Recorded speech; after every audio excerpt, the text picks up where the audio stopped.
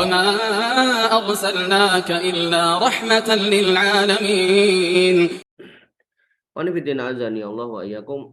Bab selanjutnya yaitu bab fadlu man ala ibnatahu al mardudah, yaitu keutamaan memelihara anak perempuan yang dikembalikan.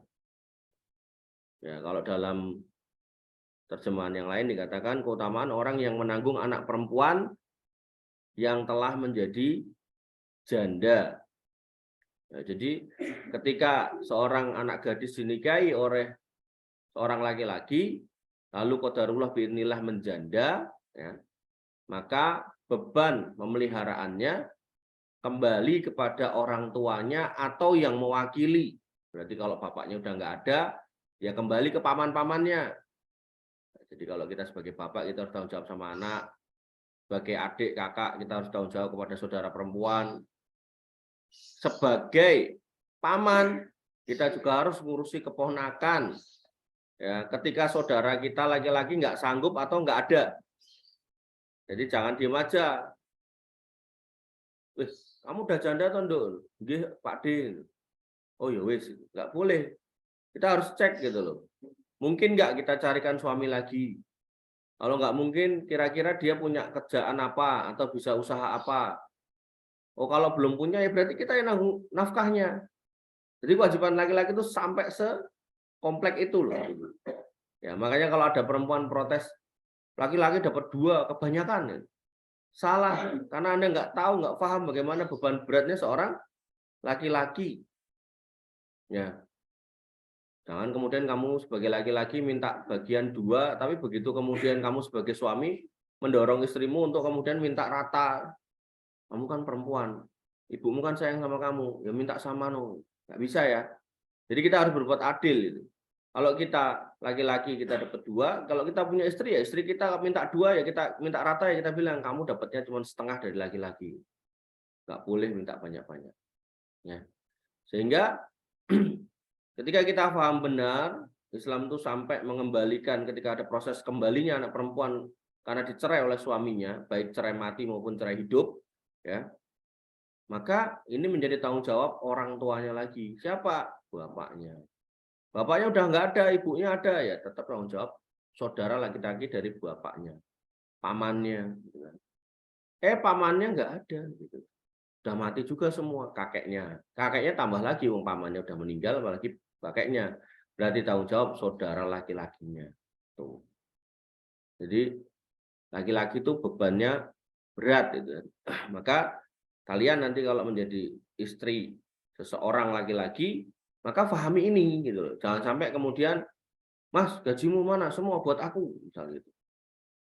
Udah tahu dia nggak punya usaha lain selain dari gaji itu, mau minta semua. Padahal dia punya adik perempuan, dia punya orang tua perempuan, dia punya punya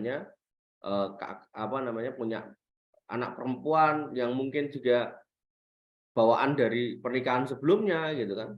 Nah, hal-hal seperti ini harus kita pahami bersama. Sehingga nanti kalau kalian sebagai perempuan misal menikah, ya alangkah baiknya ditanya gitu. Kamu anak keberapa? Kedua dari 4 bersaudara. Saudaramu laki-laki semua apa perempuan semua?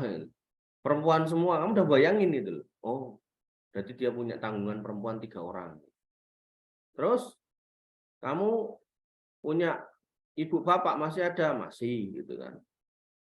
Bapaknya udah nggak ada, berarti ibunya tanggung jawab dia lagi. Terus paman bibimu ada berapa gitu. Nah, dengan tahu kayak gitu kamu sudah tahu petanya. Jadi ibarat kamu mau mengarungi lautan, kamu tuh udah tahu gitu loh, mau kemana. Gitu. Jangan sampai kapal udah didorong ke tengah lautan, kita nggak tahu mau kemana. Karena kalau udah di tengah, kita tuh nggak kelihatan timur, utara, barat, selatan tuh nggak lihat. Kecuali ada matahari, kita bisa nebak gitu. Ini matahari terbit dari timur, tenggelam ke barat, udah gitu doang. Ya, tapi ujung jalannya kemana kita nggak tahu gitu.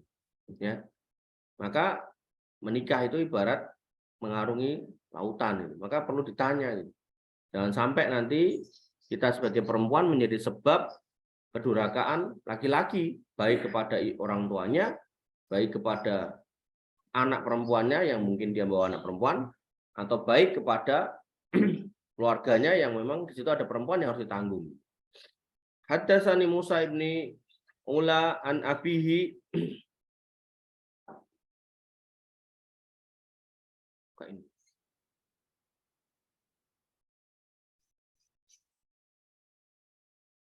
telah menceritakan kepadaku Musa bin Ula dari bapaknya anna Nabi Shallallahu alaihi wasallam qala, bahwasanya Nabi SAW pernah bersabda li Suraqah bin Ju'sum, kepada Suraqah bin Ju'sum, ala adulukum ala a'dhamis shadaqah, mau nggak kamu tak tunjukkan pada sedekah yang paling besar, paling agung, paling hebat gitu kan? Au min a'dhamis shadaqah, atau di antara sedekah yang paling agung, artinya sedekah ini bisa jadi sedekah yang paling besar, bisa juga sedekah-sedekah yang besar ini termasuk salah satunya gitu loh.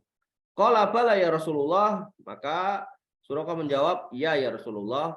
Qala, beliau bersabda sallallahu alaihi wasallam, ibnatuka mardudatun ilaika laisalaha kasibun ghairaka, yaitu engkau bersedekah kepada anak perempuanmu yang dikembalikan kepadamu, mardudatun ilaika, ya, maka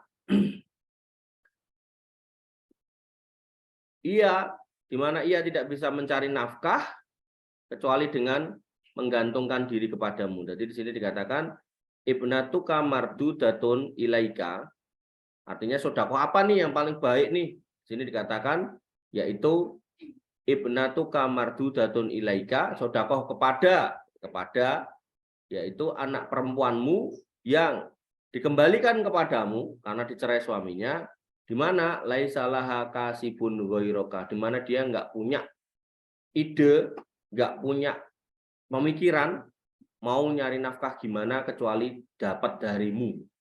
Ya, maka ini adalah satu sedekah yang besar. Kenapa? Lah karena darah dagingnya.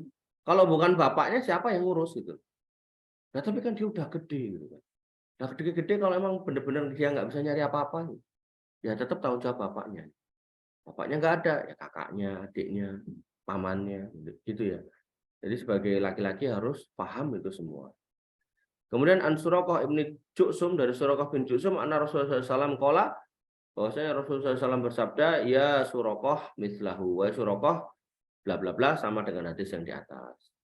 Kemudian an Miqdam ibni Ma'di Karib, dari Miqdam bin Ma'di Karib, annahu sami'a Rasulullah sallallahu alaihi wasallam yaqulu, bahwasanya dia mendengar Rasulullah SAW bersabda, ma at'amta nafsaka fahuwa laka shadaqatun, apa yang kamu makan atau apa yang kamu berikan kepada dirimu, fahuwa laka shadaqatun, maka itu dihitung sebagai sedekah. Wa ma at'amta waladaka, dan apa yang kamu berikan kepada anakmu laki-laki, fahuwa laka shadaqatun, maka itu untukmu terhitung sebagai sedekah. Wa ma at'amta zaujaka, dan apa yang kamu berikan sebagai nafkah kepada istrimu, fahuwa laka shadaqatun, maka itu dihitung sebagai sedekah. Wa ma at'amta khatimaka, dan apa yang kamu berikan kepada pelayanmu, fahuwa laka shadaqatun, maka itu dihitung sebagai sedekah. Termasuk ketika kita punya binatang peliharaan, maka apa yang kita berikan kepada binatang peliharaan itu juga dihitung sebagai sedekah, ya.